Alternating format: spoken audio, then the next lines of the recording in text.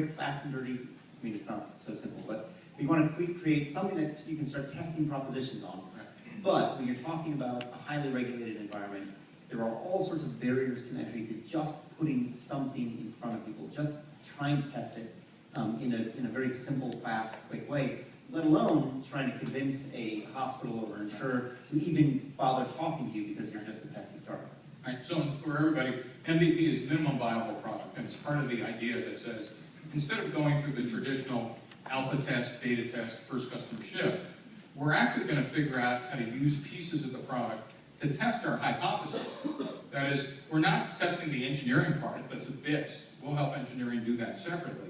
But what we're really trying to test is our assumptions about what features customers care about. Those effing guesses. Right. Those effing guesses. In fact, the two most important things in that business model canvas is what features are you building and for who. And those two things, those first two boxes in that business model canvas, we have a special word for it called product market fit. Some of you might have heard that phrase. Product market fit just says, listen, to be arguing about pricing or channel or marketing before we even figure out that someone cares and wants about that stuff is kind of silly. So let's make sure we test this. And this is back to your question about, so how do we test whether people want what we're building without violating, ethics or whatever? And the answer is, I'm going to give you the only time I use this business school phrase, which is, it depends. And it depends on where are you in the beginning in the process. Are you in the beginning? Are you further on, etc. And by the way, what are we trying to test? Are we trying to test, the insurance company's willingness to pay? Are we trying to test whether consumers will use it? Are we trying to test whether doctors will refer it? That is, we could break down the MVP problem into something different than show me a smaller version of the product. That is, the test could be nothing to do with the product. Does that make sense? Yeah. And the other thing is that people tend to confuse MVPs with, oh, did I get an order? Right? Gee, I'm selling. And the mistake is, no, you're not selling. In fact, to think about that test as anything of I got revenue and users, at least early on, is a mistake. What I'm trying to get is insight from those tests. And by the way, early on, 90% of people will throw you out. What you're looking for are early evangelists, which are essentially crazy people like you. And the test is, if you can't find any crazy people like you, it doesn't get better over time. No, seriously, right? If there aren't anybody else who shares your passion and vision, assume you're going to get no's from, my heuristic is 19 out of 20 people don't get what you're doing.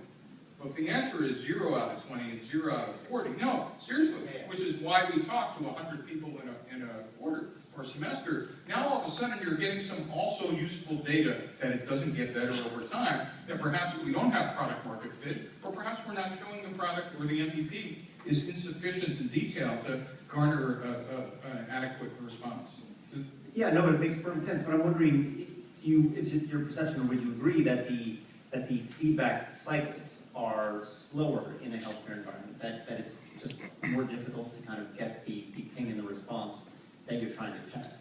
I don't necessarily believe that unless you're doing hard work. I remind my students, which one of them almost every quarter now, there's a team that proves me right, that unless you're getting escorted out of a hospital, you're not doing it hard enough. And I have photos of teams at Berkeley being escorted out of UCSF and escorted out of about 4 or 5 major hospitals around the Bay Area. Trying to go to talk to diabetes patients directly and trying to talk to X or Y. And now some of the security people go, let me guess, Professor Blank's bunch. I think I'm making up a hall pass. But the answer is, what you need to be figuring out is how to do cheap hacks.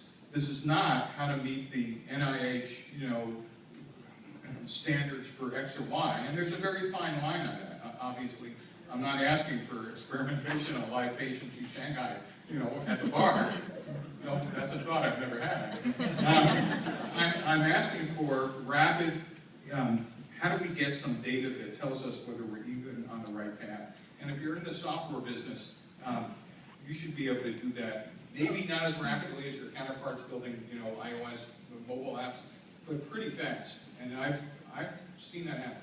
Well, so what about? And let me give you another example. In fact, let me give you a counter example. I had a team building the canonical, I always have one at every quarter who's doing devices. Let's build a diabetes test kit that plugs into a mobile device. Anybody doing that in the room, don't raise your hand. But, like I said to these guys, well, any of you have diabetes? No. Well, why are you doing this? Well, my brother does. Oh, well, that's pretty, okay, so now we're once removed. Well, why did it, well, I watch him stick his finger, a couple times a day. I said, well, what do you know what it feels like? Well, I watch him. I said, what do you know what it feels like? His entire team pricked their fingers for the entire 10 weeks. And when they talked to patients, they were now be able to show their calluses on their fingers. And all of a sudden, they had a much different interaction than a bunch of, smart techies who thought they had a solution to a problem. They were now, and I'm not suggesting you come down with a major disease to do this, but they were definitely getting close to the customer in a way that I thought was pretty unusual. So can you tell us what happened with that idea, that problem?